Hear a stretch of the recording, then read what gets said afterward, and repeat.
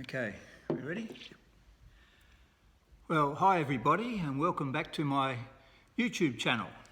And today we are in the historic Mile End Church of Christ, which is part of the Churches of Christ movement, known originally as the Restoration movement. But that's another whole subject for a YouTube video. And I'd like to introduce you to my good friend Roger Brown. Welcome, Roger. Thank you, Jeff. And we're going to be interviewing Roger today. And the purpose of our interview is to talk about this recent book that he's produced. It's a booklet, The Tent Mission Era, Churches of Christ in South Australia, and 1902 to 1979. And Roger's put in a lot of work into researching this and printing this out. And we're going to talk about that. History of tent missions. We're going to talk a little bit about Roger himself and his background and ministries, what he's doing now, and why did he do the book. So, let's start, Roger.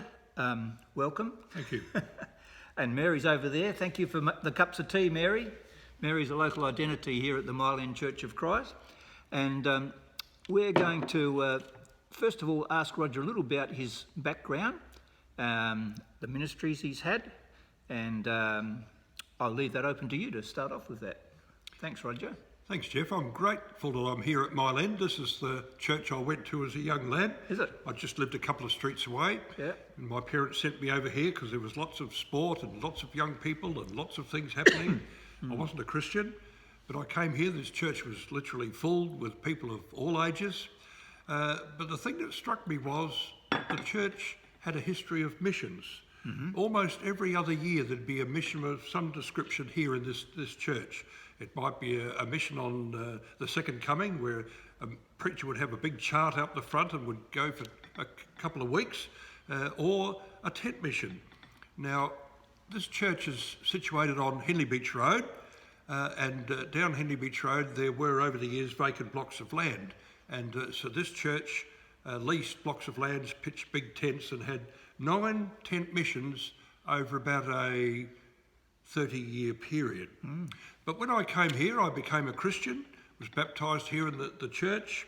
After high school years, I was working in the bank around South Australia for a year and a bit, and then went to Sydney to train in the Churches of Christ College on lovely Sydney Harbour at Woolwich for 4 years. And on graduation, went to the Riverland for 4 years, Berry, Barmer, Marook, Loxton, Waikerie. Then back here to Adelaide. I married Judy at that time. She's from Glenelg Church of Christ. And we had a lovely 5-year period at Edwardstown, many conversions. Baptisms, I think in the 5 years, well over 120 baptisms because of the powerful youth ministry that the church had. It was in this time that I conducted a tent mission myself, invited by the Cheltenham Church of Christ, and the place they chose was the most difficult part of Adelaide. It was in the heart of an area, Mansfield Park, which at that time in the mid-70s was full of crime, violence, domestic abuse, bikie gangs. It was a terrible area. There were some good people there, though. There were a few, yes, there were. Anyway, the church pitched this big tent in the heart of Mansfield Park, and there for 2 weeks with Pastor Will Philp, who is well known in Churches of Christ, had a glorious baritone voice. He was one of the best singers, and also a good preacher. So we worked together for 2 weeks, and that was in 1974, Jeff. Yeah.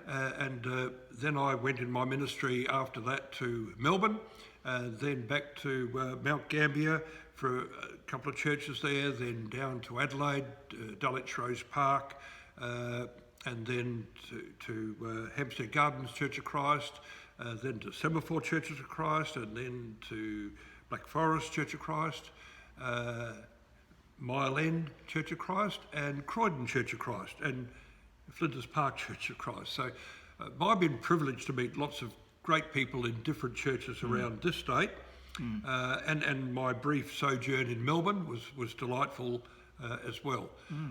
But now in retirement, I'm discovering a new opportunity. Do you think you are actually retired? No, and I think that's fairly crucial because the tent missioners who were gifted men never knew the word retirement. My observation is they proclaimed the gospel virtually until they dropped. They had hearts of passion. Will Brooker, one of the most famous tent missioners here in Adelaide, who was familiar all up and down the Port line, that's the Port Road.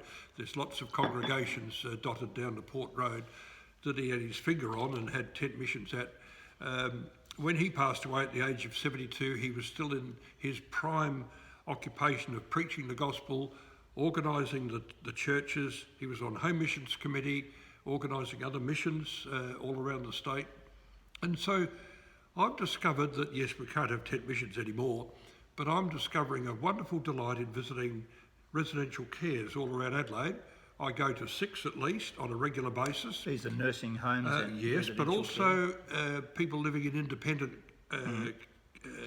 retirement villages. So the places where I go, half an hour service, people not necessarily totally of nursing home capacity, but groups of people who love to hear the good word of the Bible. And so while the sermon time's limited to about 10 minutes, that's a challenge that I enjoy. And so I'm delighting in that. I'm on the roster for at least 6 of them, with other retired ministers and people that go into homes to do this. And on occasion, I love going back to churches where I served as pastor and seeing the people again. And I'm going to a couple in the next few weeks to Maylands Church and Edwardstown Church of Christ again, to renew acquaintances and encourage the church, as I do here at Mile End, come back occasionally, and the other congregation at Flinders Park to pray that they continue in their faithfulness and work of the gospel. So I couldn't imagine myself doing anything in retirement. I'm 77 now. Doctors have kept me in good health, praise God. And you've just had a cataract surgery. Oh yes, I can see you all clearly through the lens of this camera. And like many of these great missioners, delight to serve the kingdom and Jesus and to proclaim his good words for as long as I can. One of the ministers of this church, Pastor Barry Bench, well known to Mary who's here, I just was in touch with him recently. He's in his 90s now, and he's still pastor at Gatton Church in Queensland. Now, he left this church in 2004, I think, Mary, and he went to alleged retirement into Queensland.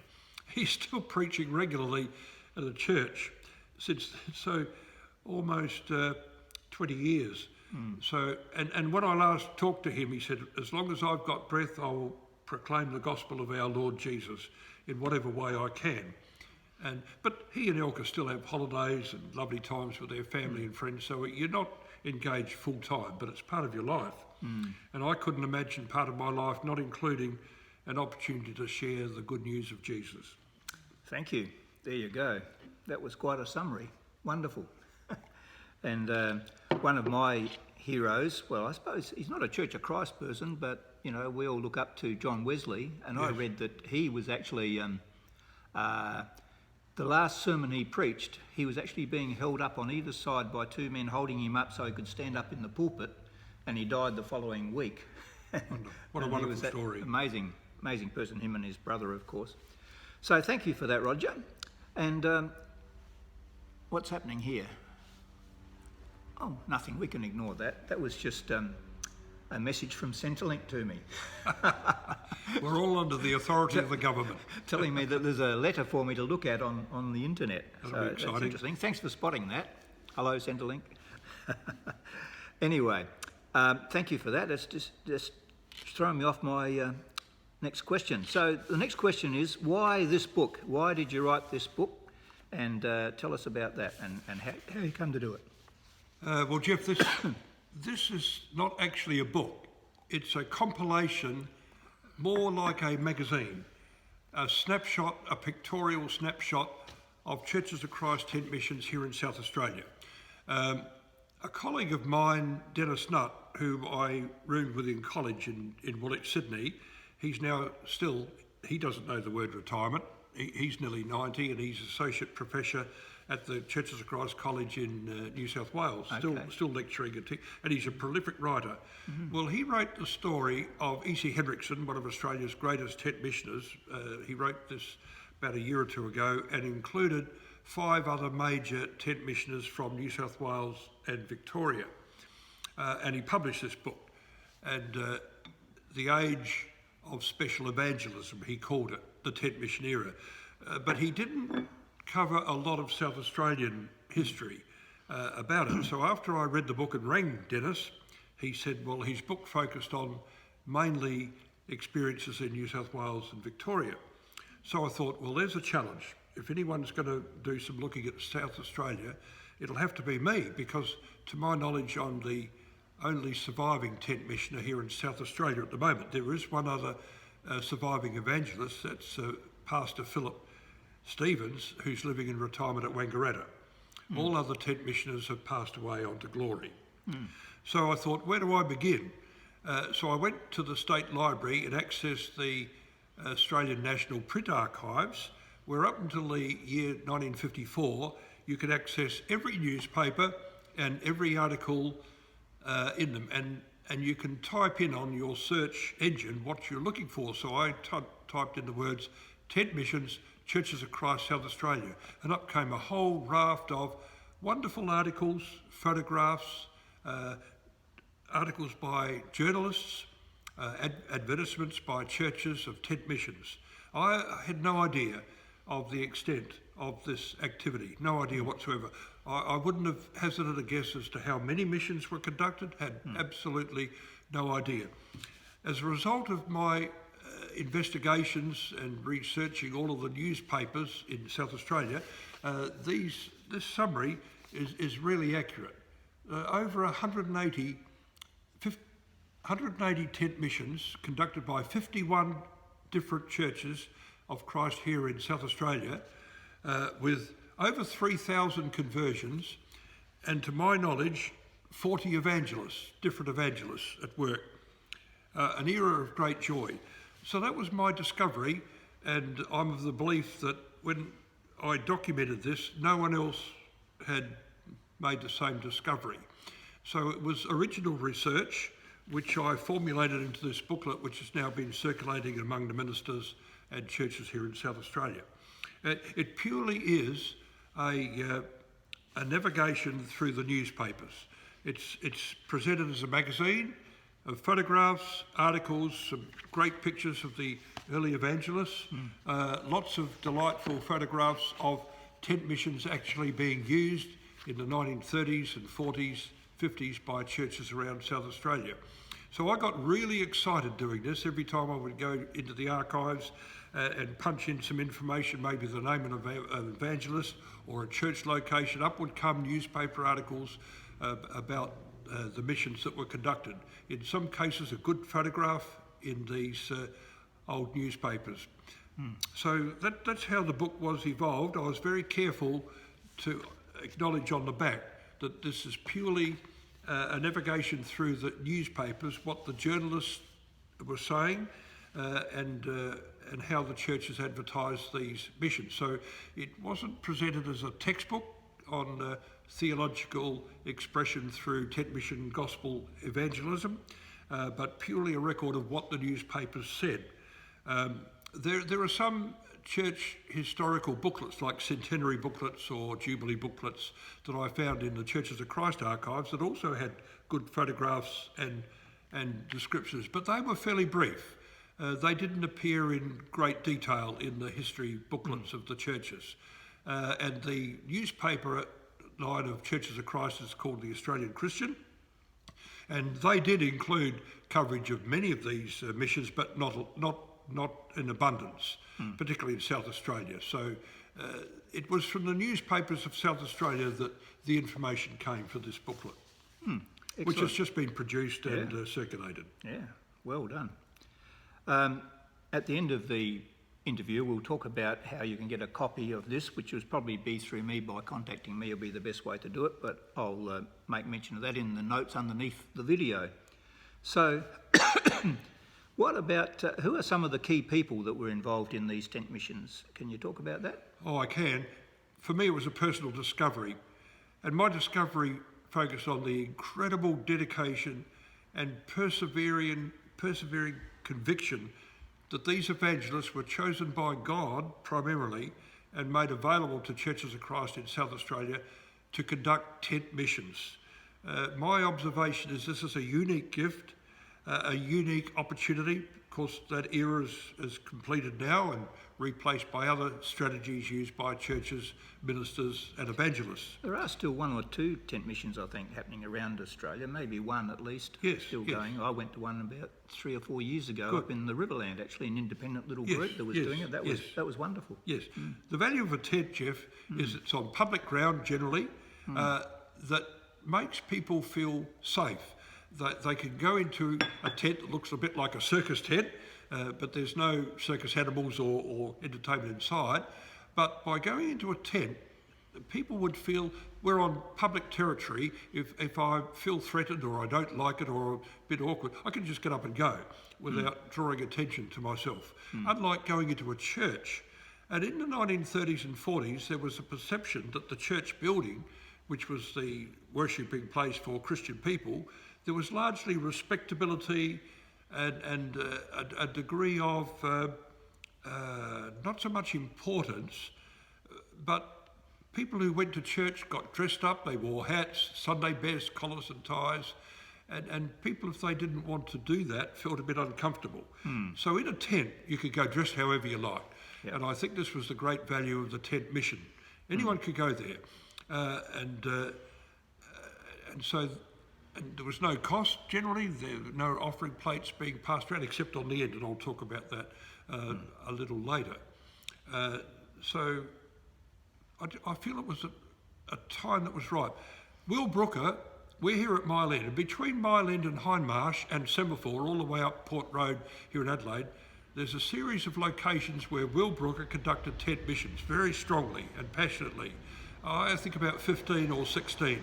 As a result of these tent missions, churches were established at Croydon, at Semaphore, at Albert Park and Cheltenham, directly as a consequence of these missions. There was enough people who made commitments to Jesus Christ and were baptised to form the nucleus of a new little congregation. So Will Brooker stands out in my mind very, very passionately.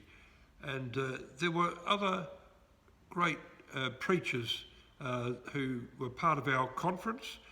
P.R. Baker was a gifted man who came from Victoria, had lots of tent missions in Tasmania, at one attracting 900 people per night in his massive tent in Hobart.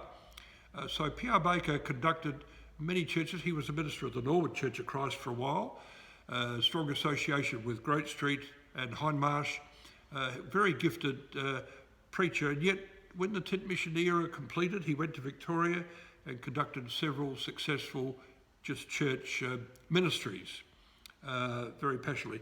In the book, we have a listing here of every church and including details of... Just hold it up, there's a great long list there. Details in this book of each church, the year of the tent mission and who the evangelist was. There are 40 different evangelists listed there.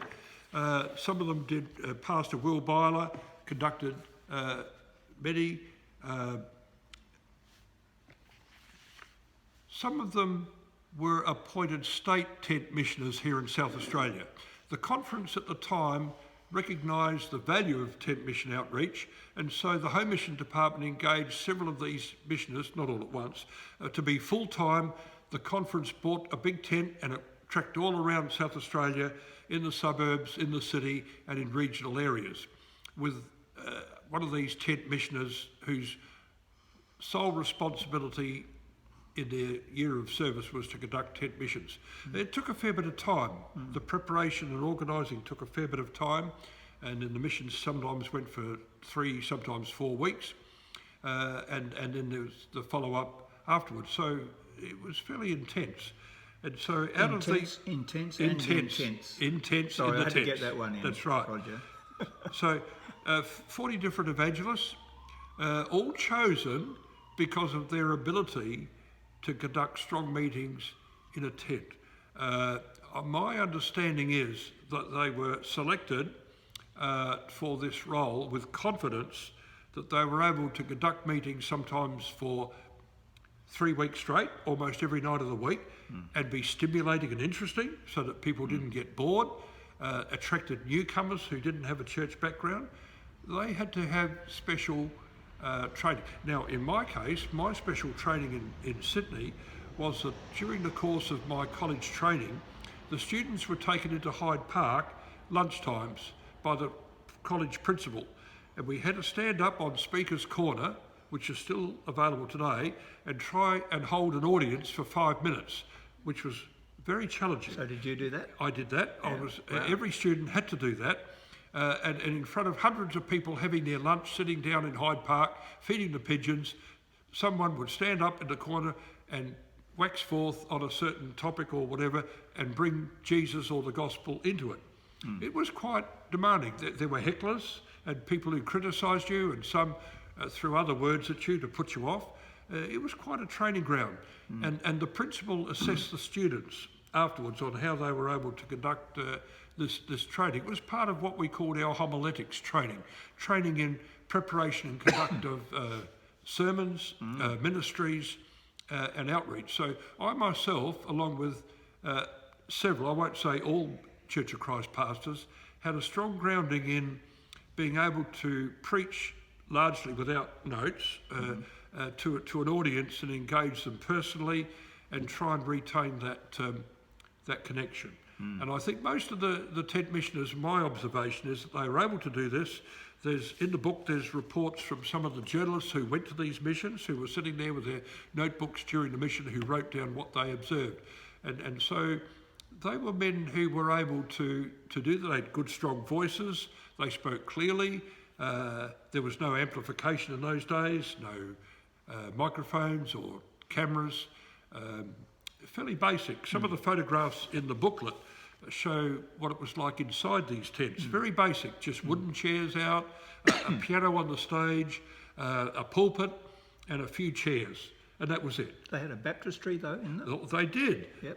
Yes, the Junior Christian Endeavour Societies of South Australia, Churches of Christ, raised money in one year, there's a story of this in the book, to buy a portable gas-powered baptistry available for tent missions. And they were taken to wherever... The gas being to make the water warm. That's right, the water had to be warm. Yeah. And so these were available in the tents. And so people could make their commitment to Christ one night, and if they liked, the following night or soon afterwards could be baptised, but generally by the minister of the local church. The evangelists normally didn't take part, stood there and prayed, and the local minister conducted the baptisms, and one of the elders welcomed them into the fellowship of the church. All of this was conducted in the tent. Can I just butt in a fraction there? I'm conscious there's people all around the world watching this who aren't necessarily Christians. Oh, right. Some will be from other denominations. So just a word of explanation, in Churches of Christ, it's always been practiced, well, not right at the start, but it's not long after the church movement started off, back in America and Scotland and England, I think it had its roots, didn't it? Baptism, believers' baptism, became part of our basic doctrine and beliefs, where baptism was by total immersion and only by a person who had believed in Jesus Christ and also repented of sin. And therefore, that's why the baptistry was there, to allow people, if they wanted to be baptised that night or the next night, they could. So that's just a bit of an explanation. Of course, we're aware that other people in other denominations don't practice what we do, but that's something that's worth investigating to see why we do it. Thanks, Roger. Sorry. Yeah. So, in answer to your original question, there was a whole listing of evangelists. I would say myself that about 7 of these evangelists conducted at least 10 tent missions.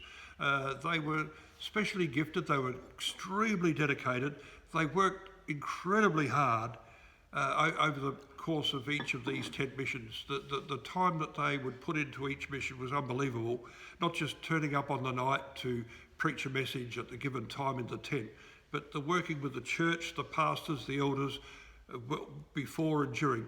Most of these evangelists had what you would call a deputy, who may have been the song leader or campaign manager, who worked with the local church and the local pastor and elders in the preparation and conduct. A lot of work went into it. But the tent missioner, during the daytime, would go with the local pastor to visit homes of contacts, people who were curious about the gospel or wanted questions answered. And so the tent missioner, instead of going out on the golf course during the daytime or having a hit of tennis, would go out with the minister, knocking on doors and talking to people down the street, in the coffee places or in their homes. It was a very arduous time, but they were so dedicated, they threw their whole heart and soul into it. Yeah, you were talking to me earlier about that it took its toll on some of these people. Can you just expand on that a little bit? Yes, my observation is that they laboured strongly and passionately, but there's no clear evidence of them, when you're coming to the end of their ministries, of having what would be a comfortable retirement. I use those words carefully. They very rarely had superannuation or the ability to have enough money in savings to buy a modest little home to retire into. My observation is that largely, predominantly, they lived in accommodation rented, maybe housing commission or public housing units available, or in a lot of cases, their children would buy a little unit for mum and dad, and they would live there and pay them the rent, and that still happens today. So they lived for the heart of the gospel, not for financial reward. Now, at the end of every tent mission crusade, there was one offering only taken, and that was called a thank offering. This offering was widely publicised among the Christians, the members of the churches connected, and the only offering taken was generally on the Sunday morning at the conclusion of the tent mission, where the Christian people gave generously to cover all the costs. My indication, here on the front page of the booklet, we've got a report from a tent mission in Balaclava. That's a country town about 100 kilometres north of Adelaide.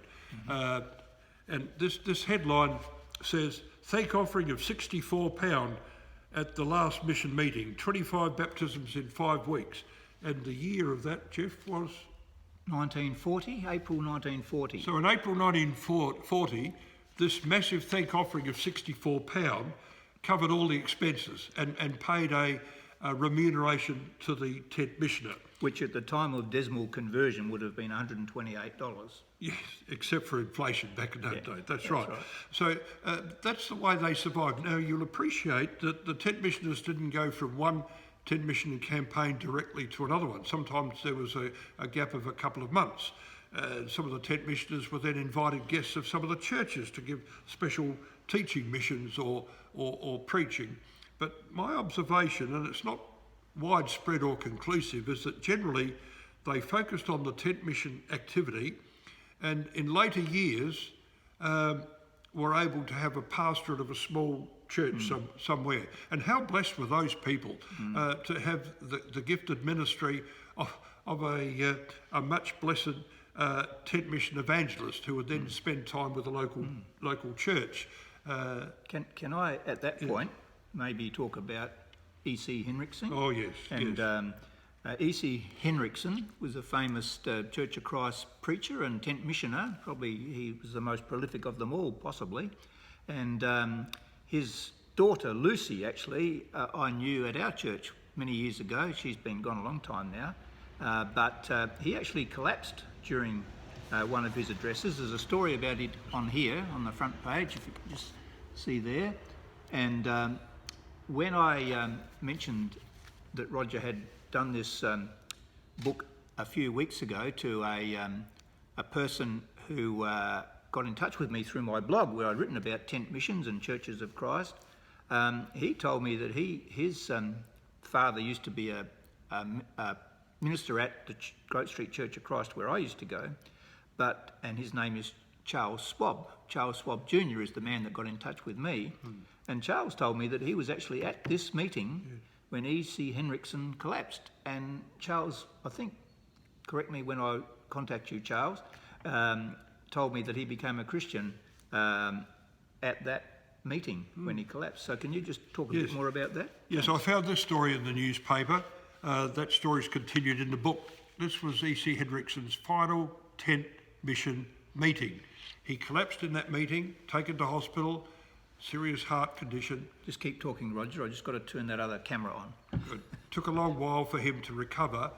Went back to New South Wales to his home church at Carringbar, where after a while he resumed a faithful ministry there, part-time, until finally he passed away a couple of years later. But this particular meeting in the Gawler Church of Christ was his final campaign sermon.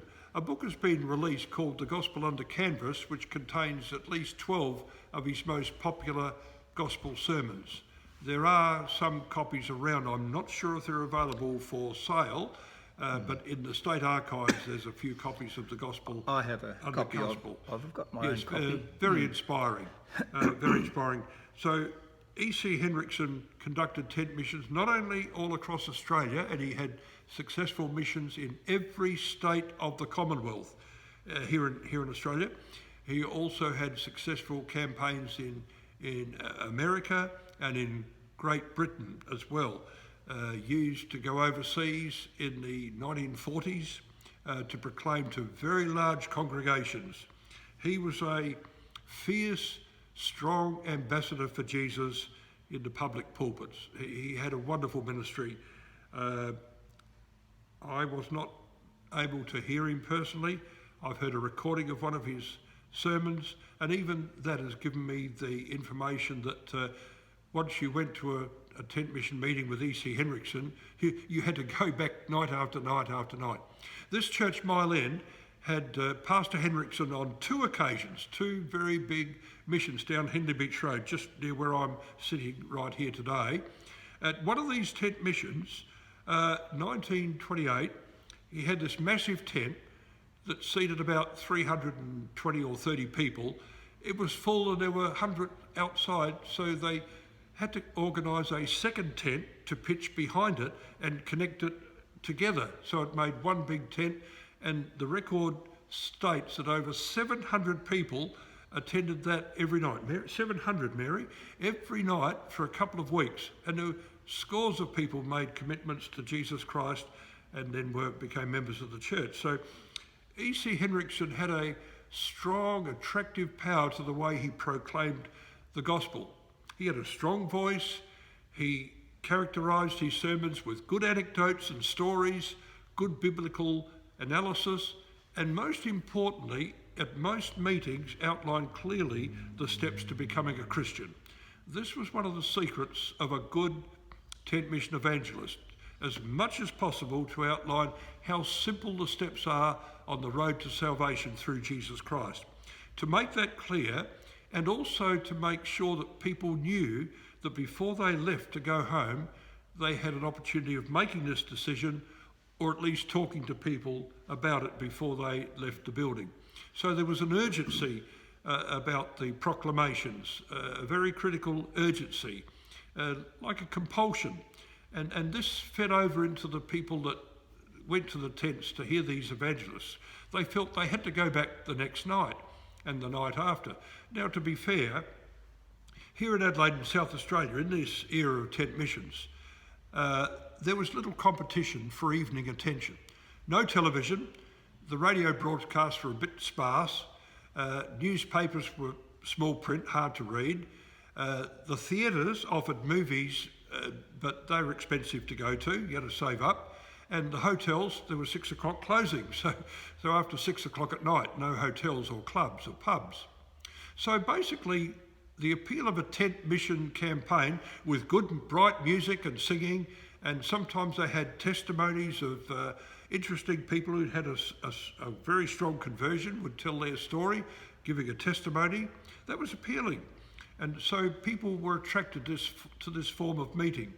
And so the tent mission crusades had little to compete with the time. Supermarkets weren't open. it seems to me there was just the movie theatre that was open of an evening that people could go to if they wished. Thank you for that. I guess we're coming towards the end of, we've covered a fair bit of the material that we talked about earlier. You talked about before about all the conversions and all that sort of stuff, and I know a few weeks ago in our backyard church at Barry's place, which we've been doing because of the, my wife and I are involved at the Park Rose nursing home, and normally before COVID we would be involved in a church service in their actual hall. But then because we weren't allowed to go in there with the independent people, including myself, we actually started having meetings in the backyard and of one of our friends. And Roger's been along a few times and spoken. It's been a bit like a tent mission, hasn't it? We had an awning up above us, which was quite good, a bit like a tent. And a few weeks back, Roger actually gave an address pretending he was in one of these missions, tent missions at Mansfield Park, and gave us a sample of what it was like, which was very good and well done. But I just thought, Roger, I know this is putting you on the spot a bit. There's lots of people out there watching this, and maybe not thousands, but there will be some watching this who aren't Christians, and they would be maybe even anti-Christian, but they don't know what we're talking about when we talk about being converted and all that sort of stuff. Are you able to summarise, just in a few words, what the invitation would be and what the steps were that you mentioned earlier that people would take if they wanted to become a Christian? Can you do that? Yes, certainly. The tent missioner had to do this every night. Every night the tent missioner would assume that this could be the last time a person might hear about Jesus or God or faith or impact on their life. So one of the characteristics would be that every night the missioner would explain simply and concisely what believing in Jesus meant.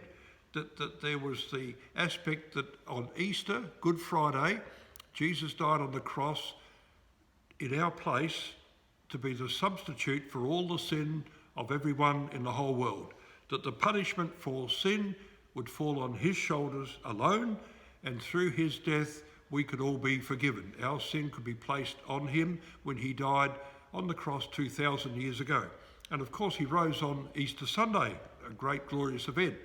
So he rose to prove that the power of God was working in that great moment, the very first, what you would call Easter. And as a result of that, that became known as the gospel, the good news that God through Christ has done something to take away the blemish and the stain of human sin and failure, and to provide new beginning of hope, the blessing of God in a life, the gift of eternal life, which means that even when we come to the end of life and pass away, we will go immediately into the presence of God and Jesus and live eternally with him. That's the hope. But for people to be a part of that journey means a recognition that Jesus died in their place. Jesus died for me, for every single person in the world. The fact remains that people have to respond. It's not automatic. We have to accept that Jesus died for us, to believe that fact, and say to the Heavenly Father, thank you that your Son died in my place. I accept what he did. I confess my sin and accept your loving forgiveness and the hope you give to me now, and I believe in him and will follow him for the rest of my life. And that becomes part of a journey. That journey involves the Holy Spirit, God's presence that comes into a life to provide that inner strength of spiritual security that we have. And then we simply go to the Bible to follow all the things Jesus said and did and taught us how to live as members of his kingdom. And so every tent missioner would make this choice clear every single time that there was a meeting, mainly at night, and that people could come forward. Now, that coming forward, I think, is a useful technique. It's not in the Bible, but it's a useful technique of leaving your seat, walking to the front of the meeting, where the tent missioner would step down from the pulpit, take them by the hand, shake them by the hand, and say, God bless you. And someone from the church, maybe an elder or a pastoral keeper, would come out, stand with that person and maybe put their arm around their shoulder, and after we have a little prayer with them, sit down, show them from the Bible the value of believing in Christ, and then deal with the consequences from that point. So by coming forward, it makes a public decision. In other words, it's an open public confession. Tent missioners like to use the stories in the Bible of some of the great Christian conversions of people that did it publicly. Most of the evidence indicates that people were identified by publicly believing in Jesus and becoming a member of a congregation. And so there is the place for a quiet personal faith, but also the strong place for declaring this to your members of your family, friends. I have decided to become a follower of Jesus. It doesn't mean that I lose touch with what I'm doing or the things I'm engaged in, but there is a new spiritual reality in my life that I intend following. And that's going to make a great difference in my life. And so for me personally, I would make that strong appeal. I've done it in churches where I've served as minister, but particularly in the tent missions, that appeal has to be made very clear every night of every mission. Thank you, Roger. I became a Christian by responding to that type of an appeal from a minister in the Grove Street Church of Christ back in about 1974, I think it was. I was 28. Now I'm a little bit older than that. Well, not too far behind Roger. He's got a couple of years on me at this stage, but I have no regrets at all about taking that step. But it took me about 3 years of listening to very good preaching before I decided to follow Jesus, so to speak. And it's been a fantastic journey. Not to say that there's not some ups and downs, because there certainly are, lots of challenges, but there's nothing that God won't help you through and take you through, and his Holy Spirit is working within us all the time. So I think it's probably a good time to wind up here, Roger. That's been very informative. What I'll do is I'll put some more information underneath. I've written about tent missions on my blog before, so I'll put some links to that underneath as well, and also some links to some work about Will Brooker, who Roger was mentioning, was an amazing Christian man and photographer and preacher and tent missioner and whatever, and I've actually got some articles about him on my blog as well. So thanks heaps, Roger, for coming today. Pleasure. That's been really good. And I know Mary's enjoyed it, I think. And thank you for opening up the church for us, Mary, and bringing us a cup of tea each. And so what I usually do at this stage in these videos, Roger, it might sound a bit corny, but I say, thanks for watching, everyone. Like if you wish, and subscribe if you want to. And I'll see you next time. See you later. Cheerio.